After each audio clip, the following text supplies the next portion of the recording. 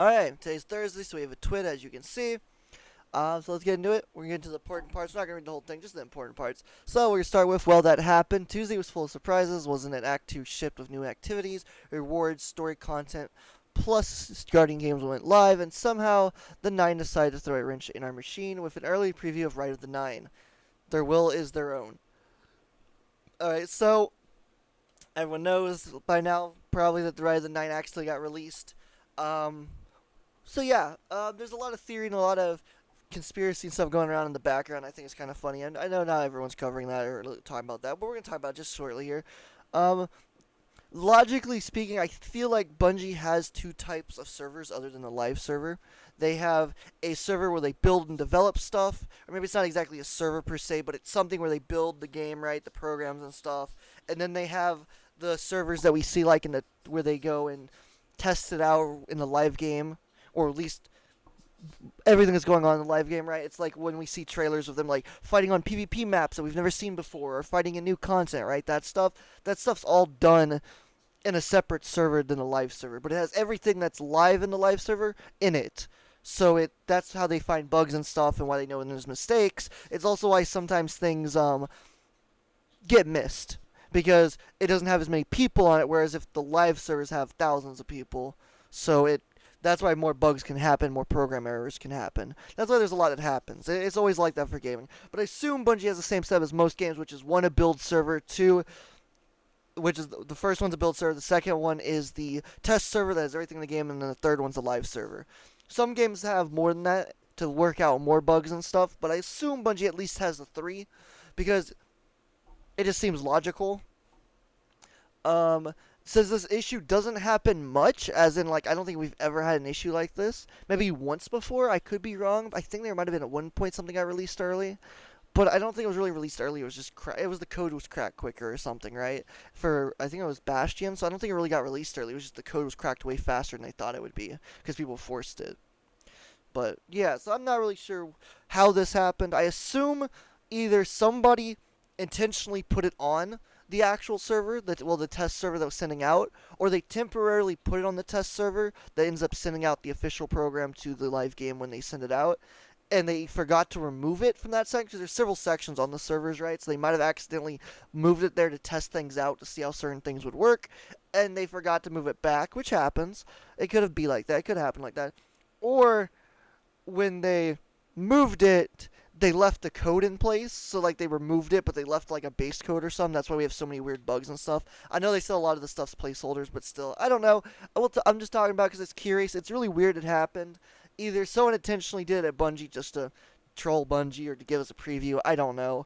Or if Bungie did it just to make some publicity stunt. I don't know either. It is weird though that they had such a long downtime and yet they missed something so obvious in the sense as a brand new entire section added to the thing. It seems like they might have been able to see that.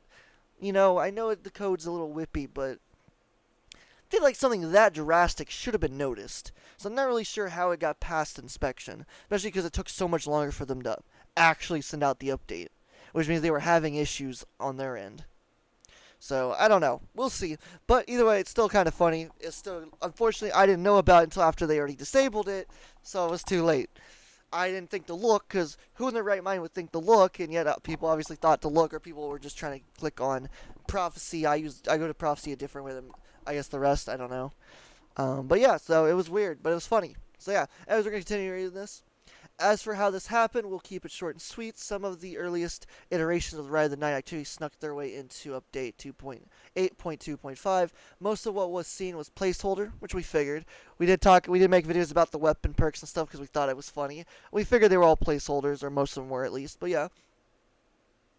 Weapon rewards all feature temporary art and fake perk rolls. Yeah, we saw that. That shit was funny. The temporary art, though, has become a meme, and everyone actually loves it. So Bungie will have to make a shader that, like, or an ornament or something for guns that make them plain, so that way they shader really well. Or they're going to have to bring out a weapon set at some point that's plain and shaders like it did, because everyone's loving the shaders for the non-textured weapons. It looked really cool. The user interface is not what we're planning to ship. The difficulty options don't have the tuning passes that we've planned for Explore Eternity and Ultimatum modes, which everyone kind of figured that from what I've seen as well. It was kind of obvious because it was too easy. I mean, I still don't know how hard it's going to be, obviously, but it was definitely too easy. The fact a lot of people got it done within the short time it was available kind of showed it was definitely a little too easy. So, but we'll see. I don't know all the changes are. I haven't looked into any of that or know anything. I just know from what people were saying, it was way too easy and they blew through it like it was nothing. So, we'll see. Well, this was a fun moment for players to explore what we're planning. We're very much looking forward to everyone getting their hands on the finished activities. We hope you enjoyed this little unplanned surprise, even if it doesn't represent the whole package. Pardon our dust. As a final note for all of you who got your hands on weapon rewards early, we won't be removing them from your inventory when right of the 9 ships. Perk rolls will be updated across the board to prevent some rule-breaking combinations. Incandescent or chill clip on a void shotgun, for example. Honestly, I think this bug kind of shows Bungie what they should do to the game, is they should just stop putting elements and make the perks the elements, if you know what I mean. Where it'd be cool to have, could you imagine incandescent and chill clip together? You slow ads, and then when they die, they explode in incandescent as well, so it'd be kind of cool. It's literally prismatic. If anything, I think this bug kind of shows what Bungie should do for the future, is remove elements on the guns and add elemental perks, and those elemental perks, because of their effect, are the reason there's an element on the gun. So they, like, indirectly gain the element, but they're not actually elemental perks. I think this glitch actually showed them a new way of making a 3.0 system for weapons that make them insanely cool and crazy combos. So honestly, kind of wish they would do that. Probably never will, but you never know. This could teach themselves. Enough people outcry for it. Could be really cool. But you'll still retain these rewards on launch day. Stay tuned for future announcements on the actual Red of the 9 launch date. Yeah, they say, I think on a Twitter post, that they're actually going to change the perks on the weapons too. So you get to keep them, but they'll be changed to actually what they're supposed to be eventually. Whatever that's going to be. Upgrading your guardian game class item, which is very important. In order for everyone to show how proud they are of being a hunter, warlock, or titan during guardian games, wearing their respective guardian games cloak, bond, or mark is a requirement for the next 3 weeks. It's beautiful and it's totally worth, but it also means not using your trusty Artifice class item that adds just the right number of extra points for the stat that rounds your favorite build. Well, good news, when update 8.2.5.1 arrives next Tuesday, we are upgrading everyone's guardian class items to Artifice armor. In other words, they'll have the extra slot to increase the stat of your choice by 3 points. Now you only have to focus on defeating the other 2 classes. That's actually really cool. We've been asking for this for years for them to do, or something like this, so it's cool they're finally doing it. Let's go, Bungie. PvP tuning, so snap skating is getting nerfed in PvP. I don't know if they're going to leave it in PvE. I assume they would. I haven't actually gone out and mastered this yet, because I don't play Warlock enough really anymore, because Titans are just so broken. I need to go out and master this, because I have mastered all the movement abilities in the game, other than this one. But they are removing it from PvP, because it does cause quite a bit of glitching, as well as other issues in PvP. As a whole, if somebody has stable internet, it's not usually that big of a deal. You usually can combat it pretty well, but whenever someone has slight ping issues, or just latency in the game itself, it causes some really crazy movement tech that causes a little bit of problems to kill someone in PvP, so I understand why this is getting fixed. At the same time, I don't feel like it's that end of the deal, because it was really a skill thing. Very few people can master it effectively, so I don't feel like it was as broken as everyone made it out to be, but that's okay. Closing time perk is getting nerfed on special weapons. So the reason that seems to be like getting that's because it's a little overpowered, they think. Which honestly, it's not that broken, because you know it's kind of half the mag down. It's always half the mag that starts, so it's not that bad in a sense.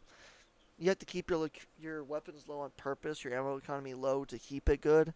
So it's kind of, yeah. There's definitely situations where it definitely feels like it breaks the game, like Zealot's Reward, as it mentions here. So we're going to read this now. So the closing time perk grants some great stats when your magazine is low, especially when enhanced on special ammo weapons, as players always spawn in with low special ammo. For now, wink wink, these stat buffs are almost always on in the Crucible, making various weapons perform a bit too well in a 1v1 combat. But so is opening shots, so I don't really know why it's that big of a deal. It's just it's a better opening shot, you know, with handling, but it's still just opening shot in a sense. Zealot's Reward, as an example, can hit some pretty far ranges thanks to this perk and the always-on nature of its functionality. We plan to tune this perk specifically on special weapons in a future patch, so I'm hoping they will actually tune primary weapons. So best examples like Paladrone, you have to have 5 in the mag to get it to proc, which I am making a video on, will be uploading. I love this perk on Paladrone. I knew I would love it. It's just so good, and there's so many situations it actually works so well. And everyone's saying it was trash. Well, you're wrong. Okay, you need to actually get the perk and use it. It feels so good. That bonus range, the bonus handling, you feel it, and it feels so powerful. I love it. I'm glad I got a roll with this thing on it. That's decent. Not a god roll, but decent. But as a whole, I think instead of 5 in the mag from the 10 rounds, it should be like 6 or 7. So I know this might seem weird, but primaries in a sense could probably benefit more from it than specials. Specials definitely use it well, but primaries need a buff to it too. And half in the mag for most weapons, like pulses and SMGs even, and autos, you're usually not getting below half, so it's kind of a useless perk. And I don't like perks in the game that are completely useless. If they don't have a huge benefit, it's okay as long as they have some benefit. And this is pretty useless on everything other than hand cannons. So SMGs, could work too if they have a lower mag count. Or a higher mag count, sorry, just because that way half is okay. Or even lower because it'll be higher damage, in theory could work too. It's more based on what the damage does. Hand cannons just work really well because you can, in 10 shots, that's 3 kills plus an extra bullet. So the first kill, and then when you're halfway through the second kill, you get the bonus. And that way, if they're running away, you get the little extra range, and then the next guy comes around the corner, you're able to map him farther, so it works out really well. And so yeah, I'm not sure what they're planning to do with that yet. Hipfire exotics. Tommy's matchbook has become a frequent conversation among our online community, and rightly so. For many years, this weapon has been a bit of a sleeper in terms of strength of its baseline improved hipfire functionality. With the recent changes to raiding dance machines, we're seeing more hunters pulling this exotic out for some silly hipfire-only builds, like we did with Dead Man's Tale in The Last Word. We'll also be enabling Dead Man's Tale Last Word interacting dance machines with a much more limited set of buffs that do not increase range, but still provide them with some amount of increased accuracy. So yeah, makes sense. All these need to be tuned a bit better. Radiant dance machines have surge in popularity in Crucible. That's a joke. Dude, honestly, these boots alone have made me stop using Stompies. I really hope they don't nerf these to the ground because sadly, Stompies is still just the best option. I use this purely so that way I can get better stats on all the other stats, run way less mobility because I can get my dodge back instantly just with one kill. It's crazy good. So I really hope Bungie doesn't destroy these, but let's see. But the increased usage has not been unilateral? Ooh, I don't know. In fact, we see nearly 3 times the adoption on mouse and keyboard compared to controller. Yeah, the keyboard and mouse players love it. I don't know why controllers aren't using it, dude. I'm a controller player, dude, and I feel how good it is. So I really don't understand how people aren't using it. I've been dominating with it for a while now. So I don't... I mean, I guess keyboard and mouse hipfire is a lot better because I don't really use the hipfire part of it other when Last Word was broken. I've still aimed down sights and stuff. I use it purely just to get the extra dodge quicker. Because you get one dodge instantly, and then you get the second one, the third one. You just get a ton of dodges, and it's so awesome. It just allows you to dodge so that way you get your melee back or your reload if you're using reload. It works well. It works really well. So we'll see. After the recent issues with Lodestar's hipfire precision aim assist being significantly higher on mouse keyboard than controller. Yeah, dude, I was sitting there trying to use that damn thing on controller, dude, and it felt like such shit. And I'm watching keyboard and mouse map across the universe and just absolutely nuke you. I was like, bro, something's going on here, Bungie. Something don't feel right. I'm glad I wasn't tripping, dude. We dug deeper into the Radiant Dance Machine setup and realized that the same issue is present, albeit in a less significant amount. So basically, they're just gonna fix it. We'll be normalizing the precision angle threshold bonus provided by the accuracy buff between controller and mouse and keyboard when using Radiant Dance Machines, and have also corrected the issue in a few other places that it could appear. For example, the legacy frame intrinsic on Regix Estric and the XR55. This reduced the ease of getting critical hits when hipfire on mouse and keyboard when paired with one of these items, should bring the effectiveness more in line with controller. Last time they did something like this to try to balance it out more, it didn't work the way they thought it was because it basically did nothing. and they had to do it like 2 more times before it actually made an effect that felt different. It wasn't for this specifically, but it was for something else. There was a huge difference between controller and mouse keyboard, and they tried to nerf keyboard and mouse, and it took forever for them to get it right. And even then, it's still technically not perfect, but yeah, whatever. It's still funny. Map lighting, they're gonna change some lighting on maps because Solitude will no longer be a featured Crucible map. Sorry, this season because I guess it was blinding for some people. I don't know. Removing exclusive full screen, which is interesting, but not really important. Whole bunch of stuff for Guardian games and Sunder Doctrine and stuff like that. Um, Dude, I can't even read what the fuck this is saying. Holy shit. Okay, I don't know what the fuck they're going there, but I can't read that, so that's not happening. Goodies and Bungie Store.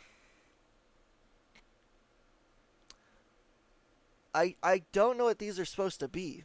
They say they're supposed to be First Light lunar installation on the moon and the Generalist Ghost Shell. Oh, okay, I see. It's a ghost right there, I guess, but what is this? Why does this look like a mouth trying to eat me? What the fuck? How is that a lunar installation? What? It's supposed to be like a cracked dome or something because it looks like a mouth. I'm so confused on that. This one looks cool. This one's fucking dumb and confusing and makes no fucking sense. But this one actually looks cool. It's a ghost shell and stuff and looks kind of cool. So I'd be okay with that one. But the rest of it's kind of dumb. I don't know. Celebrate Women's History Month with us. You get a cool emblem. I won't lie, the emblem actually does look pretty sick. So I like the effect on it. So that's pretty cool. So make sure you donate if you want some. If you want some juicy loot. You gotta donate $10 though, so you know if you got the money, do it. If you don't, it's okay too. Ready for Bounty for Good. This emblem's always sick, but flip me is just like the hardest to get thing sometimes. Uh, yeah, see they're taking on Crucible. So we'll be hopping into the Crucible, taking on all challengers and raising money for a good cause. This month we're supporting Women in Games International. Join us to meet a couple of the Bungie folks who support the Bungie Foundation as well as new community event. So. Yeah, Bungie Bounty for Good is happening next week. So, watch it on their Twitch channel Wednesday, March 19th. Good luck with that. It's so hard to get into a game with them sometimes, I swear. Oh my god, so this, okay, known issues list. We gotta talk about this real quick, because holy shit, I've been tripping. When speaking to a vendor, you can hear their ambient dialogue. Is that why I'm hearing like 3 people talk at once, it sounds like sometimes? Oh my god, bro. I was like, dude, am I tripping, or is there like several talks going on at once? I've been tripping so hard. Oh my god, dude, I'm so glad it wasn't just me. Doesn't chain lightning enemies? Yeah, I've noticed Ionic Sentry fails miserably at that sometimes. Oh yeah, step 6 and 9 of the drowning. I've seen this for people. There's actually a workaround for the drowning labyrinth. Do it on another character up to the same step, and then you can go back to the original character, and it should work. According to what I've been told and have seen, that does work. So if you didn't know, that's how you fix it. But it sucks. You do have to go to another character and get to the same quest step. But yeah, you get to the same quest step, and then when you go back to your original character, it's supposed to work after that. And I've seen proof of it, so it does work. I don't know if they'll fix it for everyone, obviously, because sometimes there's some people just get unluckier and shit, so. But yeah. Otherwise, there's a whole bunch of extra shit. I'm not going to read it all. When damage trigger boss in the Sunder Doctrine Dungeon, players receive critical hits via... Oh, yeah, that's still a bug, bro. They're still not fixed that. Seriously, Bungie? Come on. Anyways, Arts of the Week. That's a pretty cool Warlock, I won't lie. We like that. And we are done. There's a lot going on in Fact 2, but remember the Garden games are on, and you have to make your class proud. No matter the... Well, I'm a Hunter main, but now I'm a Titan main, so... fuck the class. The Titans are winning. You just can't let Hunters win again, you hear me? Don't worry, the Titans are going to win, without a doubt. Who's behind me? Oh, Crawl. How are we doing, Mr. Important Hunter Vanguard? Crawl, it's Crow. What the... Okay. Why are you giving me the Aldrin's look of the sudden? I did what? No, sir. Hunter sure that's slander in the twit, I promise. How's your sister anyways? What a roast. Does the T community team? Alright, so that's just the main things that are important in the twid. So, we talk about the things that are important. If you enjoyed the video, like, subscribe, leave a comment what you think. Thanks for watching. We out.